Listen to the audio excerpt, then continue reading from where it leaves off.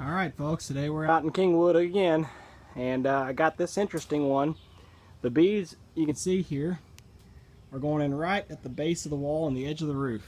And when I come and looked at it, I thought, well, this attic space, they're not going to be in the attic, but they must be in the exterior wall. Where else would they be? But I got up there and looked. You can actually get into this attic space, and I crawled all the way down to the edge and you could see them. They're not down your soffits, they're not in the attic.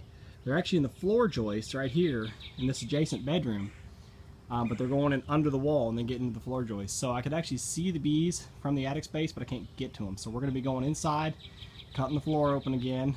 I've got my ladder set up here so I can crawl in and out the window if I need to try to prevent tracking dirt and honey and stuff through these folks' house. But I've got everything set up inside, so let me show you what it looks like in there. Okay, so we're inside here. Same thing as what you've seen in the other jobs I've done with the floor joist. We'll get this floor cut open. The bees are right in here under the floor. There's actually two layers of subfloor. There's this half-inch layer of MDF, and there's plywood below it. So I'll have to get the MDF out of the way and then get down to the plywood. So without any more wait, I'll get started. So just real quick, we got the floor opened up. This house actually has 2x6 floor joists in it, tongue groove floor joists. So that made to where I had to make, kind of the same amount of cuts, but I'm picking up the boards one piece at a time. So what I've been doing is taking up each 2x6 by 20 inches long and just flipping it upside down and setting it off to the side. So you can see they had quite a bit of honeycomb in there. Here's the start of the brood nest, and there's more brood nest right there. So unfortunately, I can only get one more 2x6, and then there's two more under the wall that I can't cut out that I'll have to reach up underneath there and get, but no stranger to doing that. So hopefully I grab this next one, flip it over, and the queen's on it so that I'm not too worried about digging up under there. I did go back around to the attic back here and smoke the bees back this way to try to prevent them running, but I'm going to try to get that piece picked up and flipped over, and hopefully she's on there somewhere. Well, that's the end of this one, folks.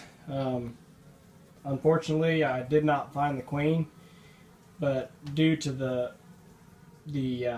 difficult area the bees were in, I was really thinking I'd be lucky if I did anyway. Being in the floor joist is nothing difficult, but this particular house has this little wall that sticks out right here, and so I wasn't able to cut all the way up to the wasn't able to open the floor joist all the way up to the exterior wall like I like. Now you can see it in there, but there's a big overhang area, and then down here it bumps over, and there's actually access to the attic, and there's access around to the back side of this next floor joist over. Now I can see in this floor joist from the attic there's no bees in there. I can't see into this next floor joist over here.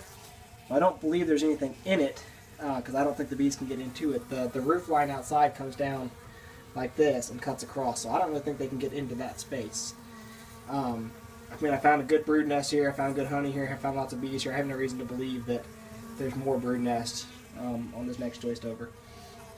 I never did find the queen. There's a lot of bees displaced that are out on the roof. I've already set the box up out there, but I've got all the combs cut out of here, got everything picked up, cleaned up best I can.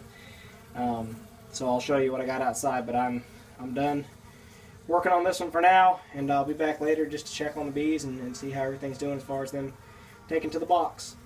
So here's how we've got them set up outside. Now where they're originally getting in is down here where the shingle meets the hardy. There's still some bees crawling around on the roof up there, but there's no bees in the house except for a couple of random stragglers that are still flying around the room. I can still see some spread out on the roof, but it looks like for the most part the foragers that are coming back now are coming to the box. I never did find the queen. But the box is good and full of lemongrass oil and it's got a lot of bees in it, so we'll leave it set up there for now, sitting on the ladder, and just let them orient to the box and hopefully come back tonight or tomorrow and they'll all be in there and everything will be good to go. But for right now we're done, and that's good because it's getting dark and wanting to rain.